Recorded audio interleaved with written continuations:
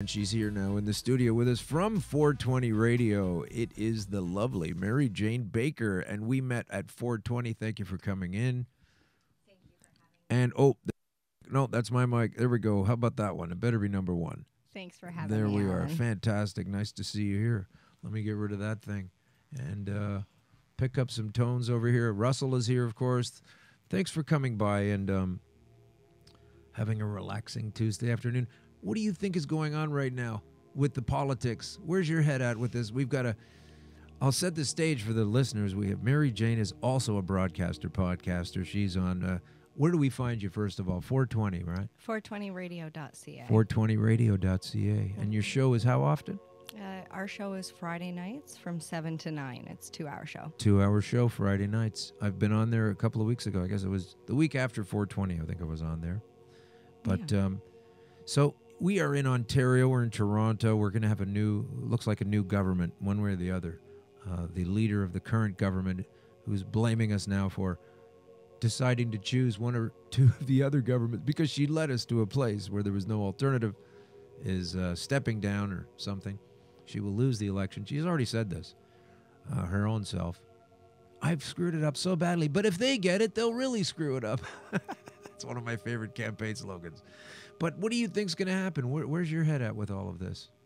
With the election or the legalization? Well, both. They kind of factor into each other because with Kathleen's program, the way it is, if she wins, boom, that's the way it is. But if somebody else gets in, there will be changes. And it's scary to think what's going to happen either way, right? Because legalization, the way Wynne has it, is not legalization.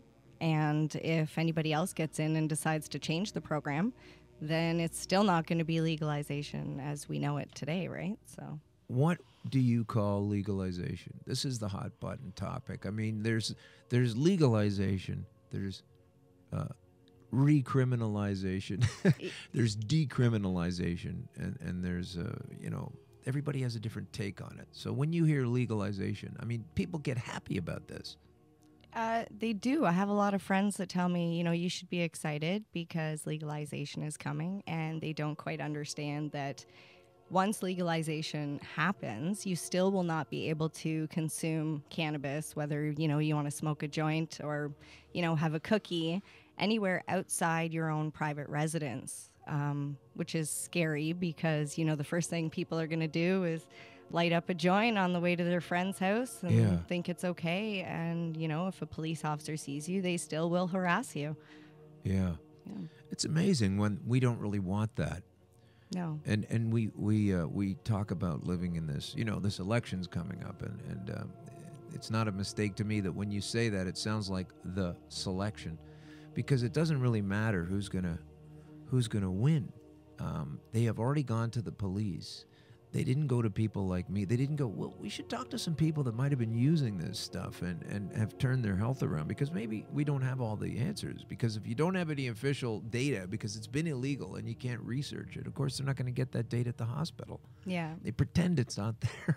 Well, they said that they were touring across country and that they were going to be meeting with people of stature within the community, but yet nobody knew where these meetings were happening. Like people like me or you didn't know where these meetings were happening until the day after. Yeah. That's when they were publicized. That's when I found out I could go to, I can't even remember. I think it was Ottawa. Right. Was the closest one to me. And I was like, what the heck? The date on the news article was actually after the date of the event. Yeah. Well, what they did was I found out they said they were going to do the tour, which was, fascinating. Mm-hmm. And I consider myself a little more plugged into those kinds of news events coming up than, say, the average person, just because of, where I'm at, what's happened to me.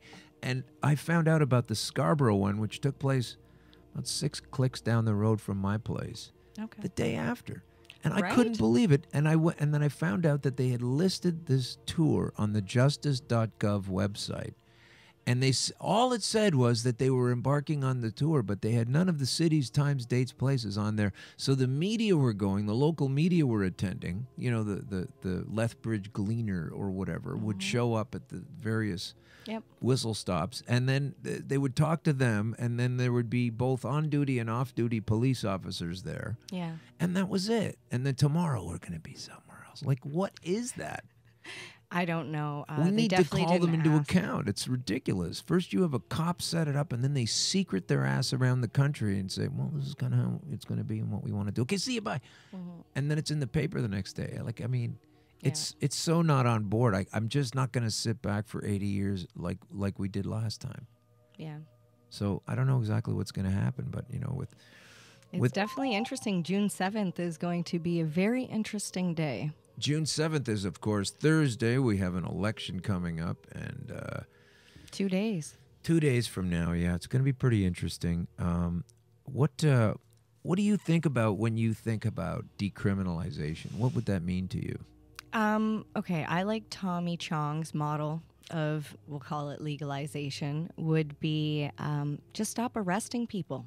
Oh, that's basically, a good point. You know, sure. like just let us use the plant that we've been using for so many years and just leave us alone. Stop spending tax dollars. Right. Putting people behind bars, you know, crowding the court system.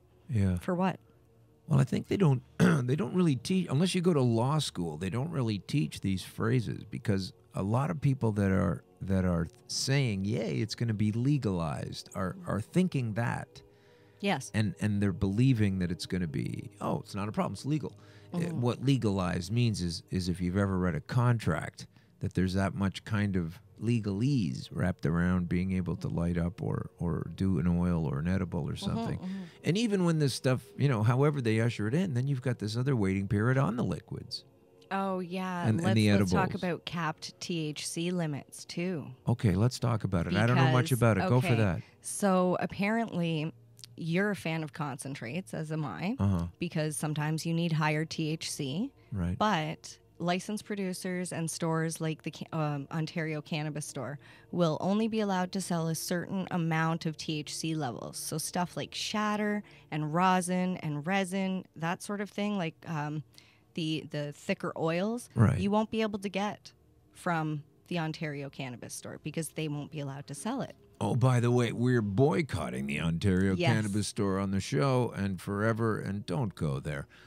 I am going to go in and take a look at it. I think everybody should go in and take a look at it, see what it's like, compare it to your memories of the Soviet. You're not going to be able to see it. I'm not going to be able to? No, Why not? think, do you remember back in the old days, I've only heard of this, but back in the day, you used to be able to go to the liquor store and you had to physically write down what you wanted. That's right, and slip it under the counter. Okay, so so apparently they're saying you're not going to be able to see the cannabis. You're going to have a big list. Yeah. Well, that's and what prices. I mean, though. That's what I mean, though. I want to go in and see how gulag it really is, just to see how far they're going. Like, well, you'll see me outside. I'll be there with my picket sign. You will be? Okay. Yes. Well, there's only going to be one within so much radius, so I can guarantee you it'll be at the same one. That's not a problem for the regular user, is it? Just because there are going to be fewer dispensaries across this giant province than there are currently in Hamilton, just because of that, that's not going to be an issue, is it? Well, personally, for myself, no, because I have my license to grow. But I do know some of my friends who, in order to get to the closest store, they're going to have to drive to Kingston, which is on the way to Kingston. You're going to pass about 30 to 35 cannabis dispensaries on the Tyendinaga territory. Is that right? Yeah. So 35 dispensaries. I think that's what we're up to now. There's more every day that just keep popping up. Wow. So I don't see why anybody would drive a half an hour further to get medication that's going to be more expensive and that they're not going to be able to smell, see, I think it's going to be absolutely miserable on so many levels that people don't even realize yet. And that could be a pessimist in me because I do have that going on. But when you look at, for example, in so few, if you're looking at Johnny Play It Straight, right? Like let's take that guy. He now needs to drive, let's say 90 minutes maybe to get to his you know, because he lives in somewhere in Ontario where I could see him doing that. I could see people do that. So Johnny's going to, you know, oh, yeah, I'm going to swing on down to wherever it is. And he's going to put the time in, and he's going to do this.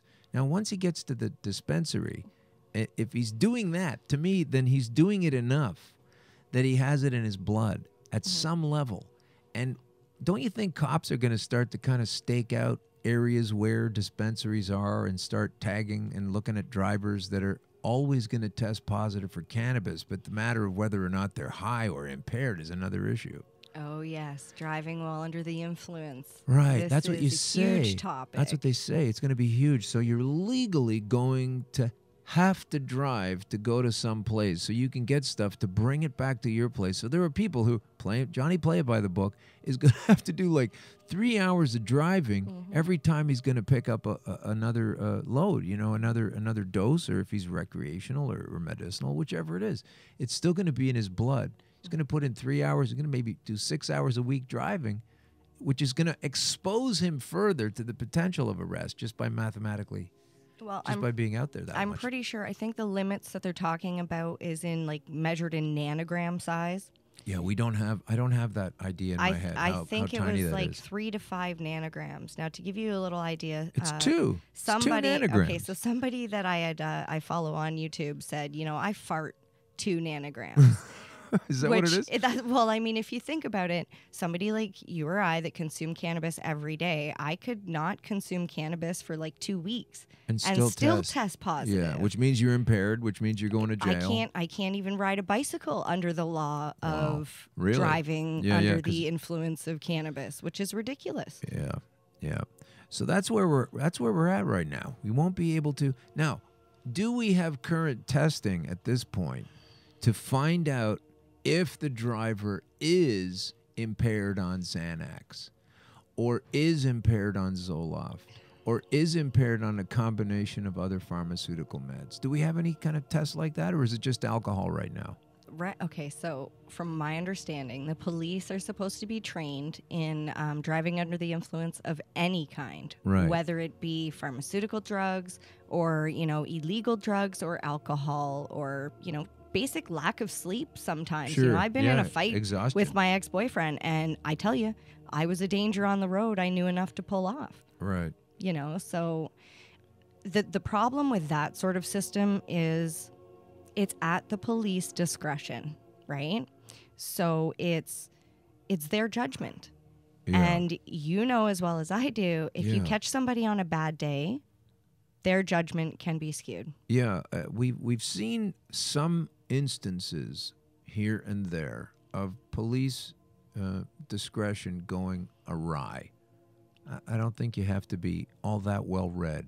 No. To understand that, well, these guys are getting new hopped up powers, and what this really comes down to is a lot of different things of control, but it comes down to understanding that we really have to stop pretending that we're all living in a democracy. I think we have to stop that notion. It's nice to believe in it, but it would be better if it were really the case, you know. And so I'm tired of this because we don't really live in a democracy when they're going to freeze something up and say that's what they're doing and immediately go to the cops to figure out how are they going to not lose man hours. That's what this comes down to. Because if you really eliminated, the as you say, just to stop arresting people. Yeah. Well, as soon as a cop stops arresting someone and then he doesn't have the paperwork to do and then he doesn't have court duty to attend, etc. So if you subtract those man hours out of every single officer's, you know, across the entire, everywhere, like North American police force or around the world, all of a sudden, I think the numbers are going to show you need far fewer cops. And every election goes, we're going to hire more police. So there's this other mindset where we need as many as we have or more. But the reality of it would be that you're coming from a different place where you need fewer of them because you're not doing some things. Well, you see, I wish that they would just revamp what the police structure actually was, because, like, I know it used to be a lot more about community. Sure. And maybe if we directed some of their efforts in building up the community, not so much arresting bad people and putting people in jail, Yeah. then maybe we could still utilize them and still pay them at the same time. Well, we had an officer on here a couple of weeks ago, and he made the very strong point that over the years it's gone that cops don't even live in the region that they're policing. Wow. And so they'll come in. There'll be guys coming. Guys live in Vaughan. Yeah. Right, in a northwest section of Toronto, they'll come down and police down in Regent Park down here, or everybody's in a different. But you should be from that area. Yeah, it definitely That's what he's saying, and he's an experienced police officer. I kind of thought so for a while, but he was like, no, it's a great idea, and it doesn't happen. So and then there's the over militarization of them, and the hardware and everything. But now we're at this place where we have to defer to them all the time, and so there's a lot of I don't know how are you guys over there at 420 when you talk to folks about it? I mean, we're talking about a political consciousness here. This isn't just straight rights issue, because they're obviously not they're not recognizing the rights, and we have to figure out a way to make them recognize it. That's the thing, because this thing's not here yet, and just because it comes in, like I said at the beginning of the show, you have to fight against an unjust law. If you know that it's unjust. Henry David Thoreau or Jefferson said that, one of those guys. I'm not exactly sure who it was, but in any case, it's true. It's a true point. So I don't know how we're going to get around this, but some kind of unification. Now, we do have a bit of a rift in the community here and there. That's the problem too, right? Like, aside from the police and everyone else, what goes through your mind when you think of things like that? You took the thoughts right out of my head. I was just thinking how a lot of advocates and activists have kind of thought, legalization is coming, and maybe it's just getting too tough or too messy, or maybe they're just getting tired. I'm not too sure, because I'm just getting into the whole advocate scene. But I think now's the time that we should band together and support each other and start pushing we've been pushing for years to get the government to change the laws, and now they're starting to change them. Let's make sure that they're smart laws, right, to our favor, or we wasted our time trying to get them to change them in the first place. Exactly.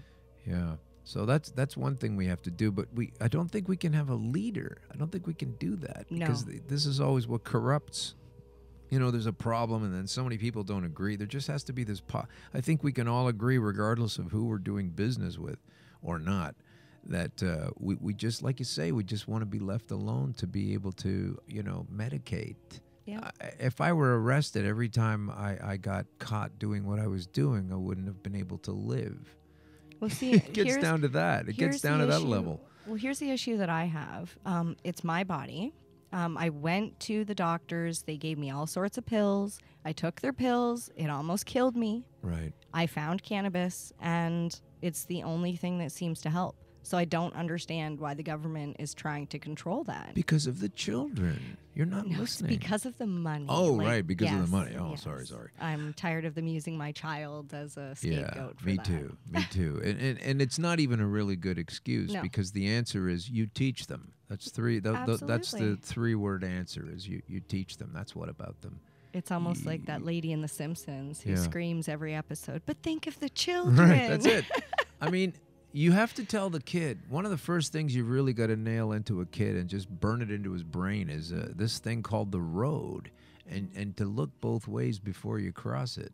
And even if it's a one-way street, you still, and if you didn't do that, people could still be running around going, but what about the roads and the children? I mean, we can't have roads if we're going to have kids.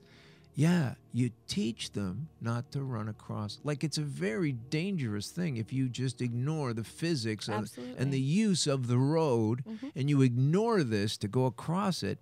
That is a huge problem for kids. Oh, yeah. It always has been, and it's even more so since 1910 or whenever they started driving around in cars, right? But they had to teach them this. Absolutely. And it's the same thing. You just have to go like, this is what this stuff is, and Daddy uses it for this reason, and you get them. I know lots of people that have taught their children. So don't believe the what about the children trope, and don't be influenced by anybody who does. Well, especially considering those are the people that have alcohol in their cabinets that are not locked, Right. you know, and prescription pills in their bathroom cupboard where their child can lock the door and have full access to whatever's in there. Yeah. Can you imagine saying that about weed? You just say, well, you just put it in a childproof cap like pharmaceuticals. I mean, what's the big deal? Well, well, that's not good enough. No, legally it has to be under lock and key from your children, and it's Pharma crazy. doesn't have that, and then they're taxing it too. But before we get into the taxes of a medicine, and then other medicines don't have tax, let's break down your. I always like to find out the way the people got here. So in the first place, you had some kind of problem, medical issue, and so tell us about that and what they told you and you know how you dealt with it. Okay, so I figured out when I was a teenager that I suffered from irritable bowel syndrome. Oh gosh. IBS, you figured it out? That couldn't have short. been hard to figure out. Well, I mean. It was actually quite difficult because Really? apparently the test for irritable bowel syndrome is every other possible test to come back negative. Oh. Yeah, they test you for Crohn's, they test you for colitis, they make you go through basically every sort of test that you can. Right. And when that all came back negative, they told me that I had IBS and that I was dairy intolerant, amongst many other things. And after many years of, like I said, trying to use pharmaceuticals to help ease the pain, both for that as well as anxiety and depression and sleep disorders, I found cannabis. And once finding cannabis, my life changed completely. I went from being what my boyfriend now calls a zombie because you were a zombie. I couldn't climb out of bed in the morning. My kids never made it to school on time. I couldn't drag myself off the couch. There was no energy.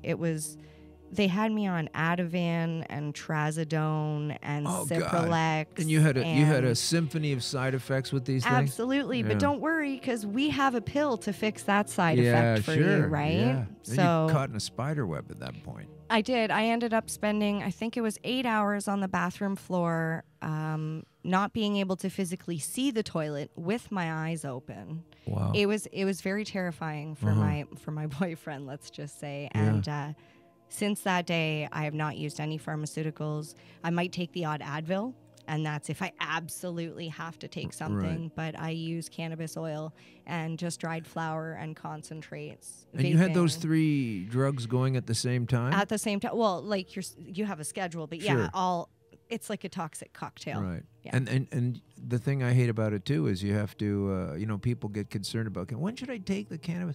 It's like, if you take this pill, you have to take this pill on an empty stomach. Yeah. And you have to take this pill with food, but not dairy.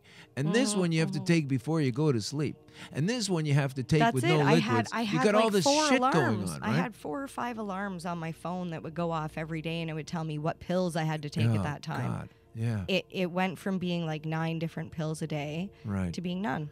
And did you ever ask your doctor, have they done tests where 2 or 3 of these things are going on at the same time? I mean, you can have side effects from one drug and side effects from another, but if you put them together, it doesn't necessarily mean you'll get any of them or all of them, and sometimes different ones because you put 2 together. Has anything been tested like this? And the answer is always no. Well, see, here's the thing they tell you. Well, we're not too sure about that. You need to go and see your pharmacy for that. Right. And make sure you go to the same pharmacist that you get all your pills so that way they can ensure that you're getting it all correctly and you don't have an interaction like what you're describing. Yeah. Mm-hmm. So when you say you discovered cannabis, what does that mean? Someone put a joint in your hand, or you looked at a medical cannabis book? I always used cannabis as a recreational tool growing up. And I had somebody convince me that I was addicted because it was a drug. And I had stopped using it. And like I said, I had to turn to pharmaceuticals to help with some of the issues that I was experiencing. And it just didn't work. Like I said, I almost died. Yeah.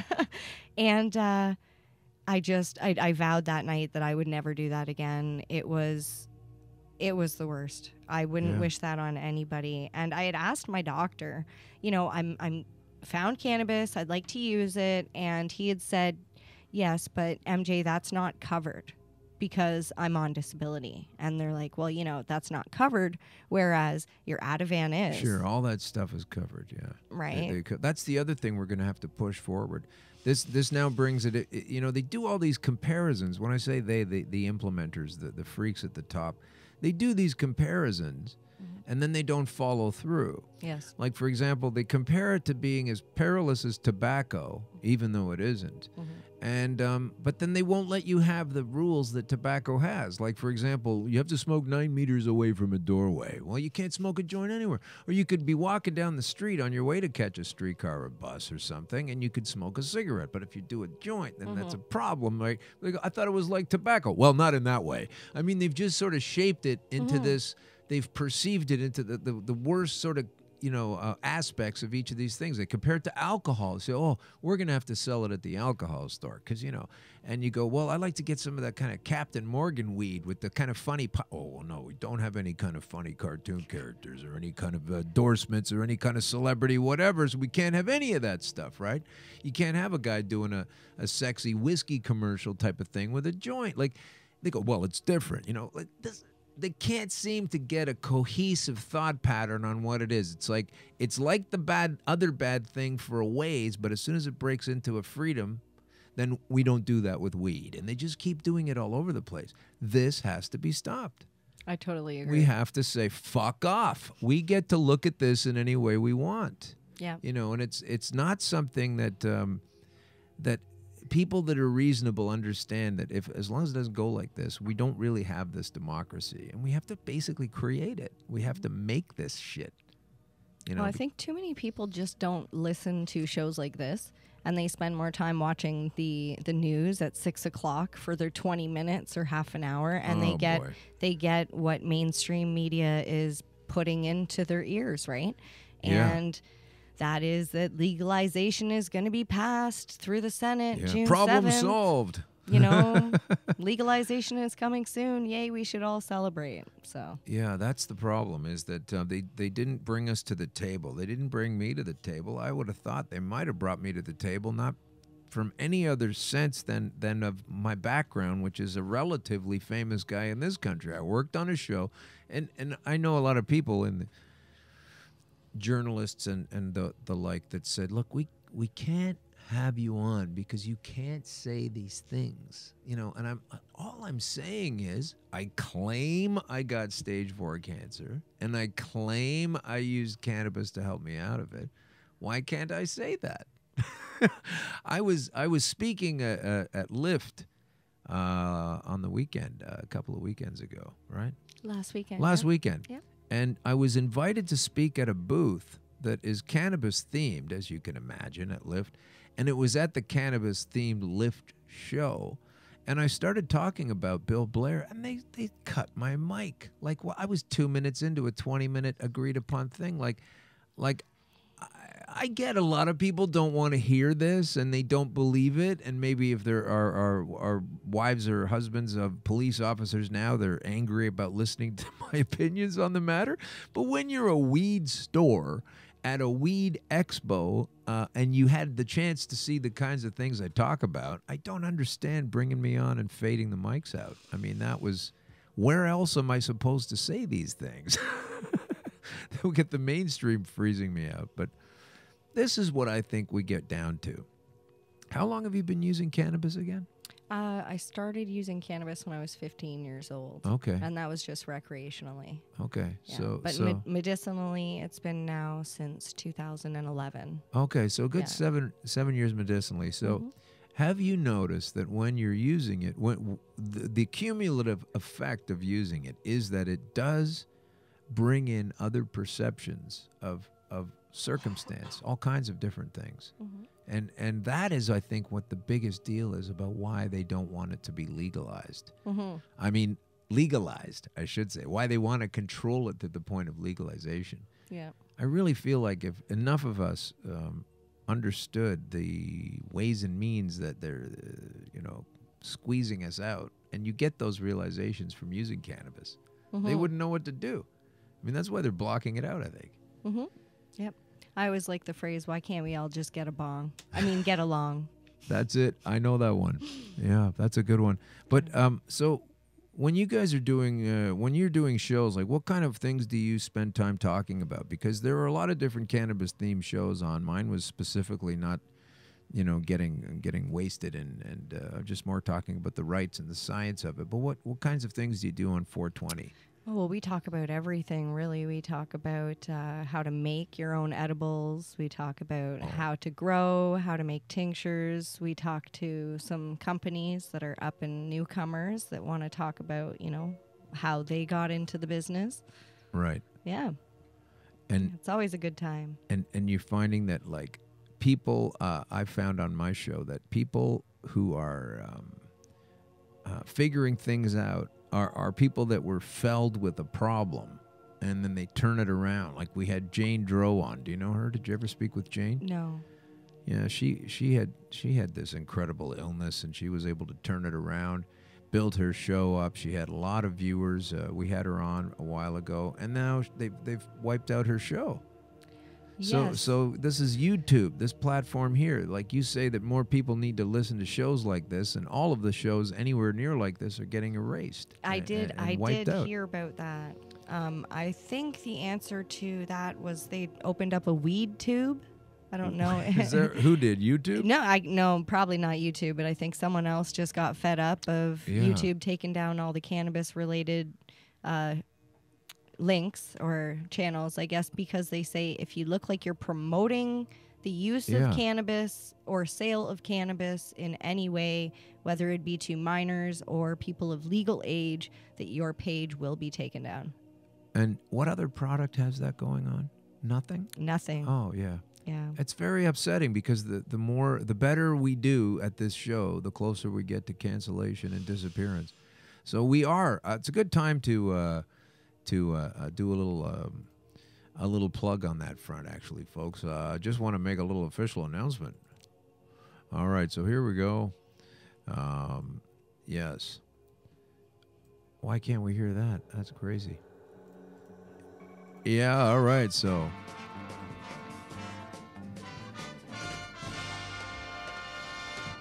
we will be migrating over to a different platform at some point. We are getting more notorious as every week passes. More people are downloading this show than we had originally anticipated.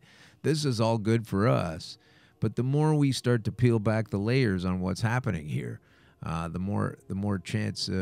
bigger the chances are they dispose of us. Now, aside from just having the show disappear because of that, it's a rights issue. I mean, we're just expressing. Of course, I am promoting the use of cannabis. Of course, I am doing that at any level. So that's all I've ever been doing. So apparently, we haven't caught their ear yet. Maybe it's in the title, but basically, it's a wonderful substance to try. And given the chance that I had no other chances, I took this one, and now I get to sit here. So I'm not going to back off from cannabis ever. And I will say that the Greenway has brought me here today. All right, we're back. I just wanted to understand how we can try to put this together. So we need to find ways to, as you say, bring the community together. I was speaking with a couple of guys from BC last week, and they were telling me, Cam Noble and Alex the chemist, and they were telling me that there are some rifts out there that go back to the 80s. Families involved in whatever it was, and so the industry moves forward, and those two still aren't, hooked up. It's basically lone shooters and individual players in this thing, and that's why we have to watch out for LPs because they just swallow up another LP, and it happens all the time, and then pretty soon you're just going to have the weed company. Yeah. That'll be it. It'll just be one big Monsanto heaven. Yeah, LPs scare me. Yeah. Yeah. I was part of that first recall that was through Metrum. Oh, tell us about that. Well, basically one day I got a call, and by then I was already moved on to, I think I was with Tilray at the time, and an automated, a voice came over and said, some of the medication that you had has been recalled. If you have it still, please dispose of it. Thank you. And that was it. And I was like, what does that mean? Dispose of it. What, based on what? I already smoked it. You know what I mean? That was months ago. Way later.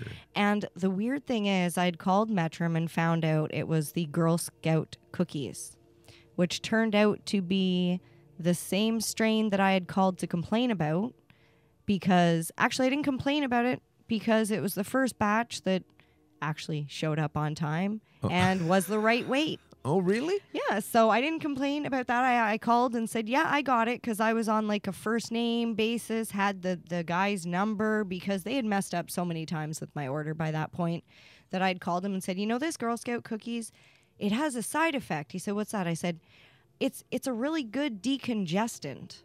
Oh. Because I thought that I was getting sick. I was getting a cold, and that it was bringing up the phlegm. Right. Apparently, it was the myclobutanol that was in the cannabis that they had put there that was causing me agitation and irritation in my throat and my chest, causing the mucus to be brought up. Oh, my God. And this is from a government LP? This was from Metrum. Metrum, and they were a government licensed producer? Yes, and I think since then they've been bought up. Like you say, that happens. Yeah, they that got happens. bought up. And so you were a patient at the time? Yes. And you were getting this under the ACMPR or under MMAR? the ACMPR, the third one, I guess. The third one, yeah. There were different waves of the MMAR and whatever it is. Either way, the ACMPR took the... Oh, no, I was the MMPR, because they had the MMAR, the MMPR, and basically both of those sucked. So they took them and rolled them into the ACMPR and took the worst out of both of them and made them use this. that instead. Okay, so what does that mean exactly? So this is back, when was this? This was back, like 2011, 2012. Okay, so this is eons ago in legality. Long enough ago, but yet there's still a class action lawsuit that I'm still waiting to find out about. Oh, that's good. I'm glad there is. I mean, I hope they resolve it soon, but I'm glad it's not gone away as an issue. So explain that to folks. Like, that's where we were. So it's different now. It's easier now. But you had a prescription for this substance. So what was your prescription? The prescription was 3 grams a day. 3 grams a day. 3 grams a day, because that's all the doctor would give at the time. And how did that come to you? Mailed in a pouch, and how many would you get in one mailing? So I don't remember about that time, but I will tell you the very last time I purchased from a licensed producer, it cost me $67 roughly for 5 grams delivered to my door with taxes and shipping. Why? That's a huge ripoff. Which is because I was trying to be legit. I have kids. I don't want them to come and take my kids away. That's so much money even by now. Like, even if you got it, you could get go a down $7 or the $8 road, gram. right? I could go down the road and buy a bag of 7 grams for $60. Yeah. And that's like, that's pretty top shelf pricing. $70 for 7 grams with now. no myclobutanol. Yeah, as well. yeah, right. So you're getting that. So you were only able to buy it from this one company, right? Was that the way it worked? I could go and get it from my buddy down the street, but no, like but I said, if I you're was playing trying by to the do it rules, legally. you're doing Johnny play by the rules. You had this one purveyor. Well, see, here's the interesting thing. You can sign up with as many licensed producers as you want. Okay. So if you get 10 grams a day and you want to sign up 1 gram a day with 10 different licensed producers, you can do that if you can find the doctor to do that for you. All right. Now, I had to go through, I don't even want to say their name because it's a horrible place and I don't want people looking them up and trying to use them because they're horrible. Okay. But anyways, they make you go with 1 licensed producer and you get a list of like 7 or 8 to choose from. 7 or 8 strains? Licensed producers. Oh, okay. Right. So obviously they're getting kickbacks from the licensed producers because you can only choose from these 7 and you can only choose 1 at a time and you only get 3 grams a day and you have to pee in a cup every time you go. Why? What would that do? Because they bill OHIP, so it doesn't cost you anything. Oh, so you have to show that you have... You have to show that you only use cannabis. Oh, I see. And nothing else. Wow. Yeah. That's highly invasive and restrictive, isn't it? Right. So eventually I got frustrated with the LP system, with being, being tainted. And once in a while, you get stuff, they tell you, oh, sorry, this batch is no good, right? Like they'd have a mites batch, and then you just have to wait a while. Yeah. I found a clinic. I actually work there now. Okay. But we can connect doctors with patients. And, of course, there's a fee because it's hard to find doctors that'll do it without a fee right now. Right. But they'll give you your license to grow. Yeah. So you will have control over what goes into your body because you have control over what goes into the plant. Right. Yeah. This sounds so outrageous to so many of the lawmakers that you would have that kind of latitude on your own medication, and it's just basic, normal. I mean, it's so sensible. Yep. It's incredible that they don't seem to get that that's the way it needs to go. So that was the extremely I heard about it a long time ago. Like even in the 90s, there were people who had these prescriptions in the 90s, and then they would have a bad batch at the one or two factories at the time, and they would just send them a note saying, "Hey, listen, sorry, we had a problem at the plant." Well, and we expect to get back to you next month. Well, see, Health Canada is supposed to be doing now since those recalls, because before it was up to the licensed producer to make sure that they were following guidelines. Now I think it's up to Health Canada to make sure that they're following the proper guidelines. Like, I know I had a bad experience with a licensed producer, but I do realize that since that day, there have been more people that have gotten into the licensed producer game. So I'm hoping that as more licensed producers come onto the scene, that you're going to find more patient-driven companies. And what I mean by that is, okay, so people tell me there's no difference between medical marijuana and recreational marijuana. The actual plant itself is the same thing. But I will tell you it's not. And I'll tell you why I feel this way. Is because a recreational plant is grown most likely by somebody on a large scale that doesn't really have the knowledge about growing it, and they're just in it for the money. Somebody who's growing medicinal marijuana cares about the plant and knows enough about the plant to know that you can't use Miracle-Gro, because Miracle-Gro, the life that it's going to stay in the plant is longer than the plant's life itself. So you can't get rid of the chemical. I don't even put that in my tomatoes. That's totally fine. Apparently, Miracle-Gro, if you eat the plants that are grown through Miracle-Gro, it goes through a completely different system. So you're able to ingest it through your stomach. But if you inhale it, it's completely different. So that's why there's special nutrients out there for cannabis. But if people are not educated, they're going to grow the worst possible product. So that's why I say you don't have such a great. That's where, to me, the difference is where it's grown. Right. Well, I said, I don't know if I said this on the show last week or if I was talking to someone else, but at the risk of repeating myself, a lot of the people that have been on this show, myself being on this show, and coming off of being a guest on Mike Richards' show last year. So Mike had a cancer, and he turned it around and was like able to go ahead anyway with his life in dealing with the cancer. That's what I've done. And so many other people, they get this bad thing happens to them. You're just living your life. You don't want this stuff to happen. But like some of the guests we've had on the show, like Vera Toomey in Ireland and some of the real like staunch advocates, they had terrible things happen to them. I mean, her child had this horrible disease and then was having these ridiculous amount of seizures daily. Then they find out cannabis works, and the government is completely against it at every turn. And it's the only thing bringing this kid any kind of salvation or peace and quiet and, just having a normal life kind of thing. And they've got this series of laws against it, right? So it turns people from what they are. And not everybody, I guess, but it's amazing how you just get called to arms. Yeah. Like this disease literally calls you to arms, or you just, roll up in a ball and die, which is, I don't know a lot of people that do that. Most people fight, when you're in a corner. And then they develop these companies that have something to do with their knowledge and their fight. Like the guys last week that were here, Cam Noble, his dad got prostate cancer. He was on his way to becoming a lawyer.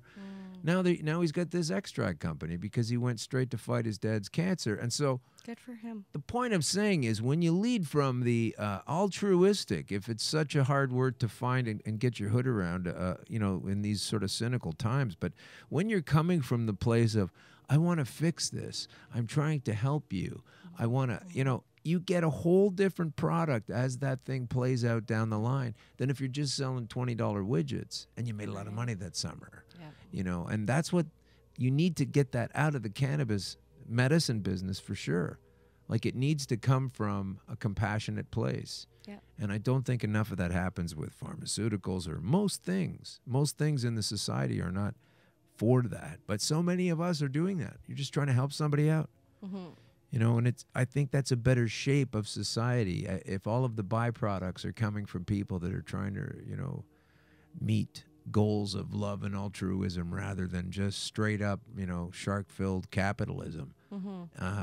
You will make money at some point. Yeah. But the lead in needs to come from the heart, not the wallet. Absolutely. You know, so that's been something that has been made clear to me by so many of these. They're warriors. I mean, Vera's a warrior. You know, Jenny Hallam in Australia, talking to some guys from marijuana.com down there from Australia at the show, and they're just incredible, telling me what the laws and restrictions are in Australia. My goodness, we got to get those guys on the show.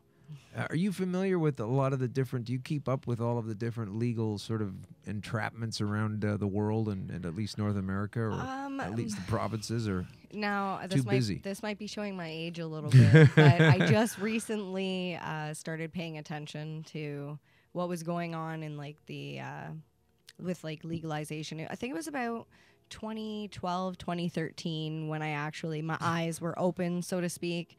And I started paying attention to, it was around the same time that the government was trying to tell the legal growers at that time that they had to destroy their cannabis come April 1st and wrap it in kitty litter and throw it in the garbage because they weren't allowed to produce their own medication anymore.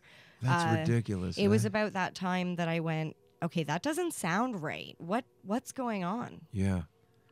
Tell us about that again. I vaguely remember that, but that's what they literally did. This is the same people that have come up with the new laws. Marcel, my co-host on the show, right. We're going to get him on shortly. Yes. He, I'm sure he was part of the first act. I think it was the MMAR, but they had to take the government to court, to Supreme Court to say, you know, this is our right, that we should be able to grow this as a plant. It's our medication. We've been allowed to do so for, you know, this long.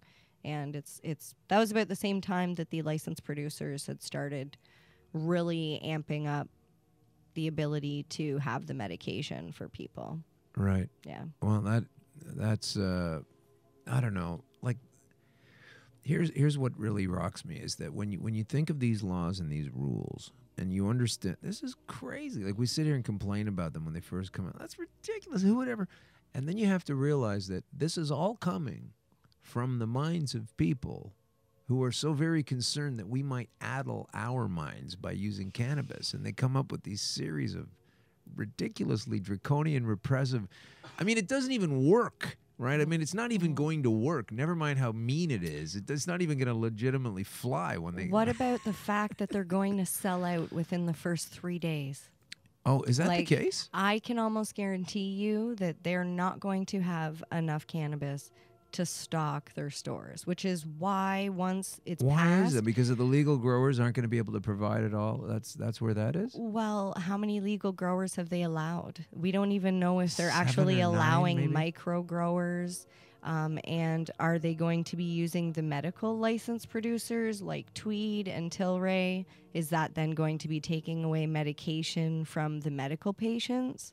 Are they still going to have their medication? Like, there's so many questions that are going to fall come legalization that... What do? We need to capitalize on the failure of anything of this nature. We need to really just go, see, you don't know what you're talking about. This didn't work. Well, see, I talk cannabis all day, every day. It's what I do with part of my job working at the hydroponics store. I love talking about the laws because a lot of people are not educated about the laws that are coming out.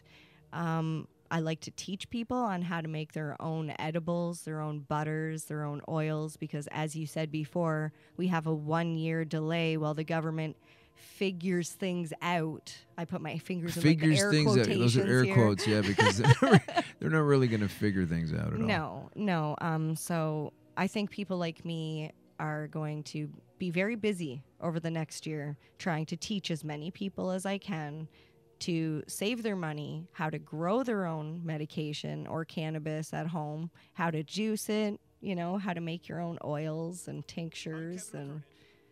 Right. Well, on that note, here's what Bitcoin is doing. Perhaps less so with cannabis. The cannabinoid field is exploding, and I'm going to touch on genomics as well. The genomics field has been going through exponential growth curves, and these things all intersect. When they intersect, there's really interesting opportunities. So, how many people here know the 4 letters of DNA, just to start? Anyone know? All right, we got a biologist. That's good, too. What GATC are the 4 letters? For those who don't know, A in that equation is actually something known as adenosine. And adenosine is the molecule in ATP, adenosine triphosphate. Okay, so this is an energy source that's required to write the code of life, and it's physically written right into the code of life.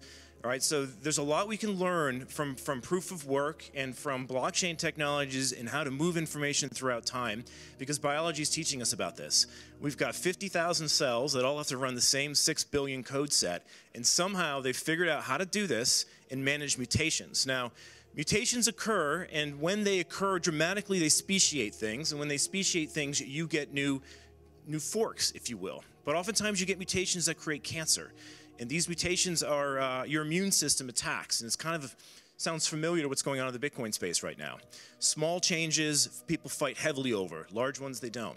We see this in biology as well. So where am I going with this? In order to get a sense of where I'm going with this, I'm going to give you a little bit of my history, because I think that'll put you on the right trajectory as to what we're doing here in this case. So I grew up in a family of biotech entrepreneurs. My breakfast morning meetings would be with my parents would be about liquid scintillation counters and bioluminescence and finance, and so I kind of got into this groove almost genetically, and then as that began to mature, I decided not to go to medical school with my pre-med degree at Emory, and decided to jump into the biotech space and see what opportunities were there. So I got very fortunate and lucky and got a job on the Human Genome Project at MIT, and started working with Eric Lander to manage the scale-up of the Human Genome Project. So this was back in around 95 and 96, and shortly into this, the 2 guys that hired me quit and left me with the reins, and I was 24 and wholly unqualified to be running any research and development team on this project. But fortunately, when you're in the right time in the right place, the best and most important thing is to know it. And I started working weekends and nights to keep this thing going, and look to get a PhD. I applied for a PhD and then deferred, mainly because halfway through this, a private company stepped forward and claimed they were going to sequence the Human Genome Project for tenfold less than the government. And the government should go fork off and sequence the mouse genome. Naturally, every scientist with no ego decided to do exactly not that. They decided to fight, and they decided to have a thorough race with this private company, because the private company had a monopoly in actually making the DNA sequencers that they were going to use. And he goes on. It's a fascinating speech, but by the time he gets to the end of it, you realize that the cannabis industry is still pretty much a cash business. This has got a lot of reason for the control on the businesses, that it's a cash-only kind of situation. And as it spreads out into, soon there'll be credit card payments for things, etc., as it goes legal, that the blockchain and cryptocurrency people are deeply diving into working out their economy as well, with and involving cannabis. So this is going to be a multi-billion-dollar operation by the time they take the genie out of the bottle. And I think this also has lots to do with their hesitation. They're kind of afraid and scared. People on our side, I will say, have very creative minds. We have Shatterizers. We have all kinds of inventions. I think when I first started to get into this, which was after yourself, I started up in, I bought my first vaporizer. I had a Volcano a long time ago, but I bought my first vaporizer handheld in 2014, and there were about 50 of them out there. I don't even know how many are out there now, and very inventive folks, but cryptocurrency will offer a great solution to these problems, and many cannabis businesses are beginning to adopt cryptocurrency as a way of payment and currency out of necessity, because it can run unchecked as well. So it's sort of a good marriage between you know, what the older folks or whoever it is that's setting policies telling us how it's going to go, and they really aren't going to be able to stop it. So as much as we sit here and complain about things, I just kind of wanted to reset my mind, because we are going to continue purchasing it the way and where we've been purchasing it. We are going to use it outside when we want to use it outside. We are going to boycott the Ontario Cannabis Store and any other major government outlet, and we're just going to keep doing what we're doing because we're in the right. And I don't mean right wing by that, I mean correct.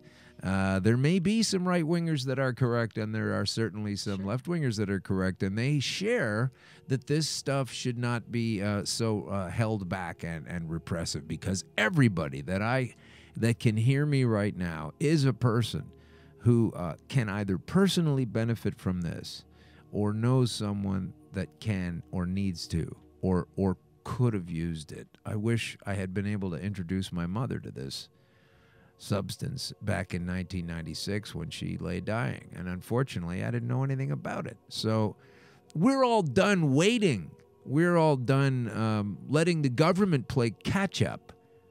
So on that note, you had another fantastic point you wanted to bring forward. Oh, yeah. I was reading an article on, please excuse me if I don't say this right, but cannabinoid hyperemesis, I believe. Hyperemesis, yeah. Syndrome, yeah. Apparently it's a new thing that's just been brought out in the media. Hyperemesis. Yeah.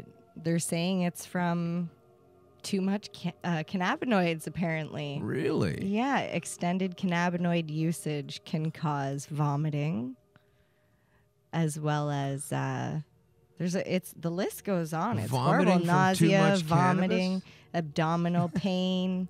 Yeah.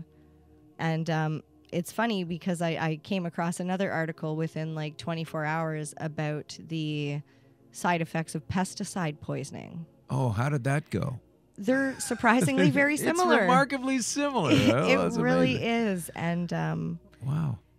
I mean, like I said, I started using cannabis when I was 15 years old, and I'm not going to give away my age because a woman never tells that sort of thing. But you're out of your teens, though, right? I'm definitely out of my teens now. I'm not going to get in trouble for this. Oh, well, thank you. You're very nice. Okay. But no, I'm definitely out of my teens. All right. I've been using cannabis for, we'll just say, more than half my life. Okay. Okay. Yeah. Well, that's amazing. So you just found out about this cannabinoid hyperemesis syndrome. And I've used cannabis from...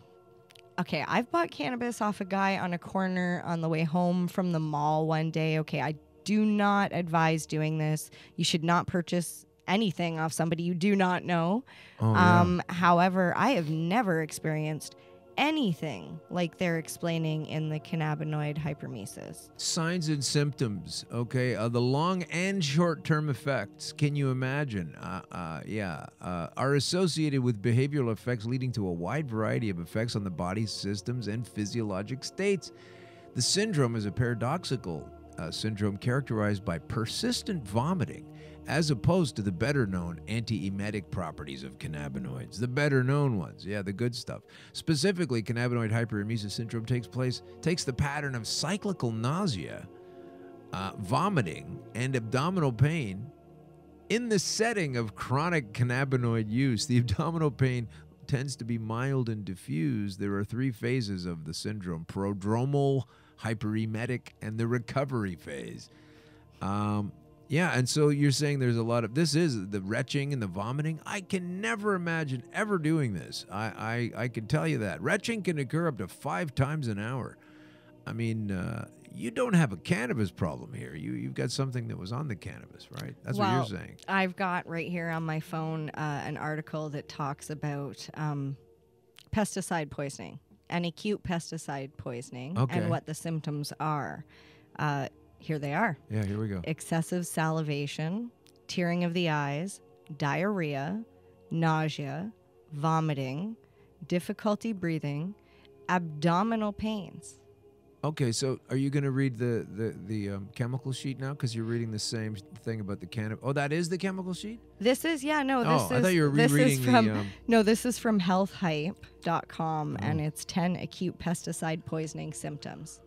Wow. And so it's the same. It's amazing how similar amazing. they are. And how new this is. Yes.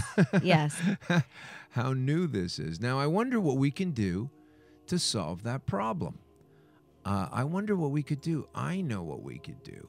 Instead of having all these cannabinoids available for us to use, I think maybe one big company that has access to the government and can help them understand some of the fairest rules. Somebody like Monsanto, maybe if we just gave them all the power to grow, they have a lot of labs and stuff, right? We should just let Monsanto grow all of the weed.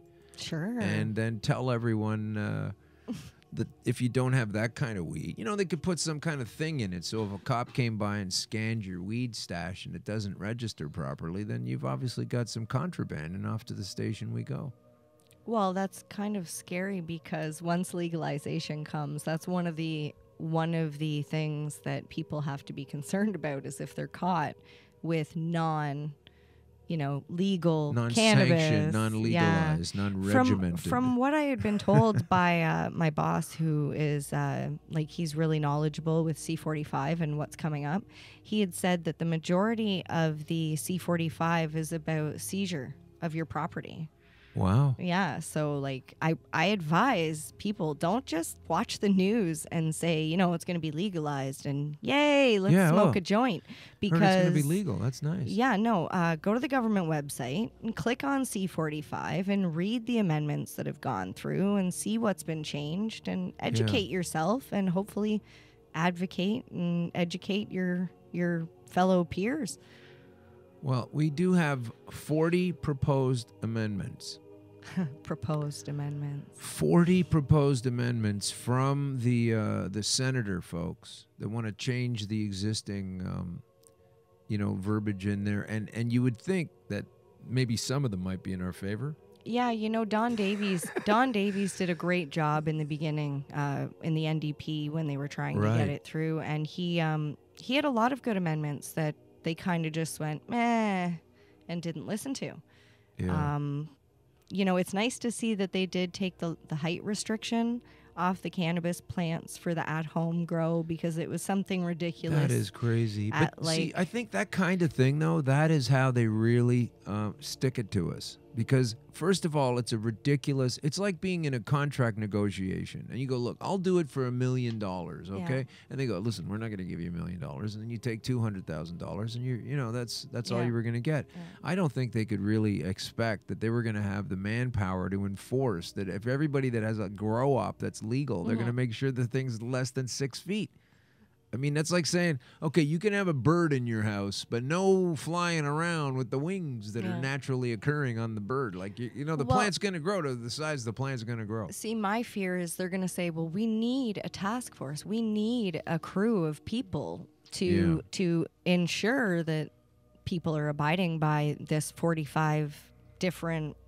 I think it's 45 right? We're going from laws, 8 or something like that to 45 different. 45, yeah. It's ridiculous. And this is legalization. Yeah, this is why a lot of people. So tell your friends, like if you don't spend a lot of time, conversing with your friends and roommates about it, get wise on this. Go to @GreenCrushPod, @GreenCrushPod. We have all of our shows there. This is our 43rd show or what have you. I think it's our 43rd show. You are correct. Then there are several other really good shows out there, and it doesn't take long to realize that this substance is a food. Imagine if for the last 80 years, vitamin C was illegal. I mean, what kind of health state would we be in right now? Hey, she's got oranges. Buster, you're going down, bitch. Like she's got an orange tree in her backyard, like that would be the same kind of thing. And yet they wonder why cancer rates just keep climbing. Yeah, it's pinned down from 1947. It's just ridiculous. I understand that a lot of people don't want it to be legal, but it's a rights issue. You don't have to use it either. I mean, we have situations that in the Supreme Court of Canada, time and time again, have taken governmental arrests and restrictions and hash them out in the legal system, and once again comes down on the favor of the patient. I don't know how many more times we have to try to buck that. But we have to grow gardens, and we just have to do what we're going to do. I'm here for the outlaw aspect of it because, like I say, when the laws are unjust, to break the law, as Paul Paul would say from England. Paul, what's his last name again? Paul Flynn. He's in the MP party. He's in the MP of Jeremy Corbyn's, and he was up there breaking the law, smoking weed on the steps of Parliament, or encouraging people to do this.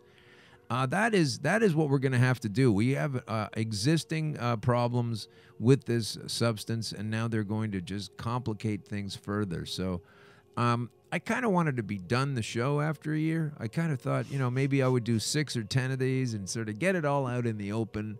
And then as the 5th or so episode came by, I thought, we need to do more. Yeah. Well, I'll just do it until it finally becomes legalized, and then I'll go away. But now I think we're in for a long haul, because I feel like I'm going to be a commentator on, and perhaps an unwilling participant in, legal adventures. Are you concerned about getting arrested at all? What's going to happen to you if you're caught with cannabis in your system? Therefore, you're impaired. See, this is what's scary as a medical patient. Yeah. For one, exactly. I'm prescribed 10 grams a day. So on 10 grams a day, at any given time, I can guarantee you that if they were to do that little swabby thing or a blood take it test, off your forehead, right, that I'm going to test positive for cannabis. But yet I'm 100%. I can walk a straight line. I can talk to you completely normal. But yet I'll still get in trouble. Yeah. However, also as a medical patient, my medical documentation allows me to consume my medication, so I can smoke a joint anywhere that anybody else is allowed to have a cigarette.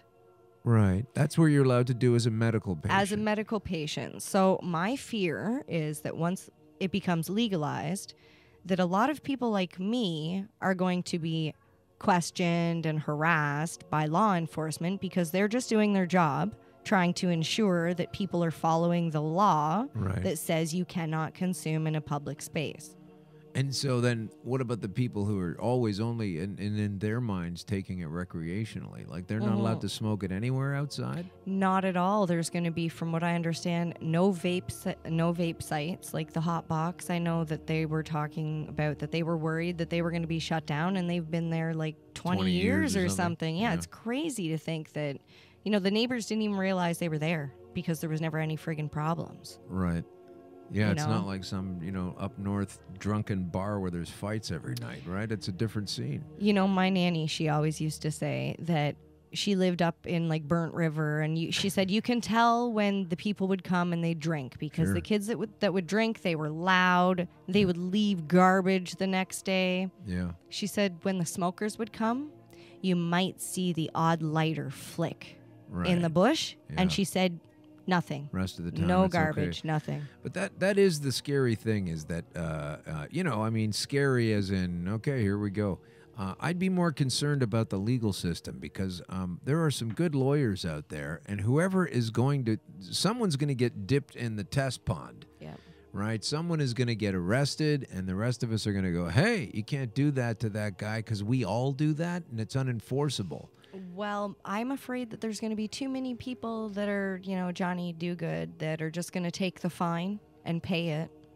They're not going to be people like me or you that are going to say, no, just because I test positive for cannabis does not mean that I'm impaired. Well, this is why I don't like people. I know where you're going with this. Not everybody. It's not that I don't like everybody. I just... I had to clear my throat to kill my mic on that one. It's not that I don't like everybody. I just hate this whole sheep mindset. And then when you point it out, you're calling us a sheep. But the people that are going to just take this shit lying down are sheep. The people who can't wait for the liquor store to open up their weed branch at the OCS so they can, I want to go in there and see what it's like and how, like you say, is it the old ways of the alcohol release, with the forms and everything. I just want to see how gulag it is and take a look at it. But I'm not going to give them any of my dollars. Well, see, I'll be standing out front trying to educate people. Yeah, me too. Because I don't think they're aware of what the laws are.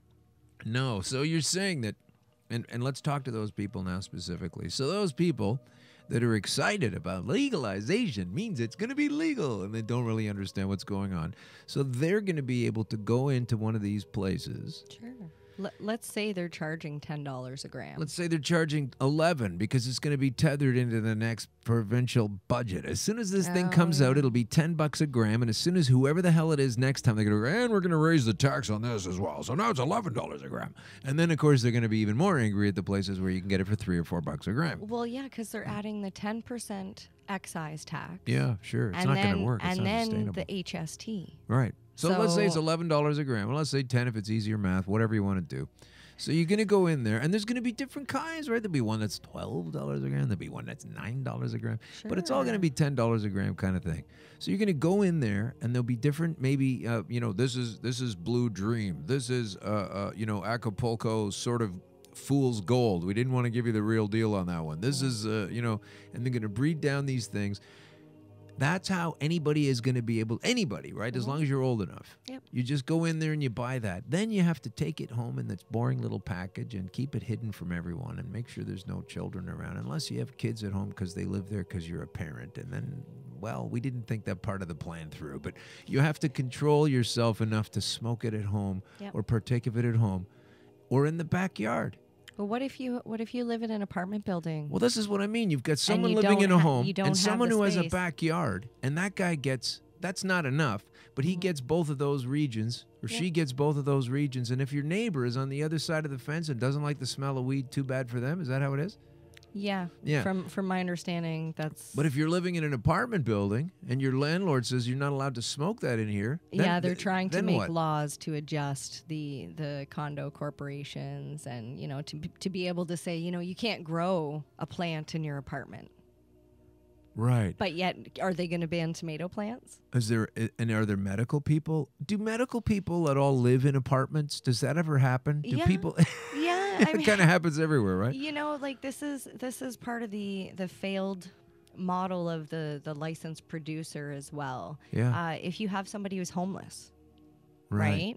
And what's he supposed to do? Well, where are they? They don't even have an address to mail their medication to. Right. So how do they get their medication? All right. Well, we don't need to worry about that. We just need to make sure that Bill Blair's making enough money on the LPs he's already invested into. Yeah. Let's. I forgot about Mr. Blair. How dare I? Well, it's important that Bill is well off. I mean, his title is ridiculous. If you've seen his photograph, he's some kind of a health adjunct minister. It's ridiculous.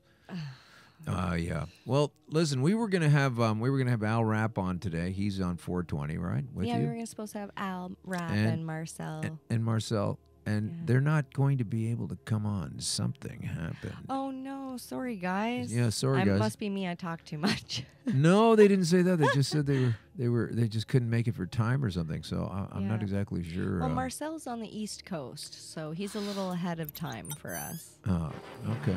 Well, that's okay. We're moving into my plans to find out where we can find you and how we can listen to your show and what else you're going to be working on shortly. I mean, aside from sitting on tenterhooks waiting for this law to drop. Well, let's see. You can find the 420 Radio Show at 420radio.ca. 420radio.ca, folks. Yeah. You can also find us at lifestyleradio.net. All right. And see, myself personally, I love teaching people how to grow. I like, if anybody needs any help finding a doctor that will give you the approval to grow, I can help hook people up with that as well. Now, why does that cost $200 sometimes and nothing another time? What's going on with that? So it depends. It depends on the doctor. And I like to tell people, if you know of a doctor that is doing this for little to no cost, please send them my information. We would like to work out a deal because we have a lot of patients that are very low income that can't afford, to pay top dollar. I have heard of some places charging in the thousands of dollars. What? Are you serious? Yeah, this is going back like a year or so, because there wasn't that many doctors that were signing, especially for a grow license. Right. But yeah, we have the clinic that we do that, and I guarantee you it's not thousands of dollars. It depends on how much that you get prescribed a day. Right. But I think right now the lowest that we found is up to 15 grams a day you can get for 300 plus tax. 300 plus tax. Yeah. Wow. And just to give people a rough idea, 10 grams a day will get you 49 indoor plants. Okay. So, like if you like to make oils and edibles, you'll need like a lot more plants, obviously. Right. But the growing system is a little different right now. I'm not sure how it was before, but if you don't have the space, like say you live in an apartment building, you can designate somebody else to grow for you. Right. So that way they can grow, but they have to have like a criminal record check. Right. And you're not going to be able to go to their place to get it, or they will, or well, you might get busted on the way home. You can, but yeah, don't consume it while you're there because you don't want to reek like it. No, Can't even test it. Yeah. Yeah. Oh, yeah, we also do cannabis testing where I work as well. Except it's not, unfortunately, the government won't allow anybody to test for the chemical compounds. No? In just THC, CBD, CBN, CBG, and all that. Wow. That's Yeah. bizarre. The terpenes. You can get that stuff, but... You don't want to make sure the stuff is good enough and quality laden. There's a lot of things that we have to straighten out here, folks. And I just want to tell you, before we get going, England is really not getting off the pot on this whole cannabis thing. Yeah, pun intended or not, it's up to you. The Independent says that legalizing cannabis could help fund the NHS, that's the National Health Service, and earn the UK $3.5 billion a year, study claims. Health Poverty Action says legalization is not only profitable, but safer.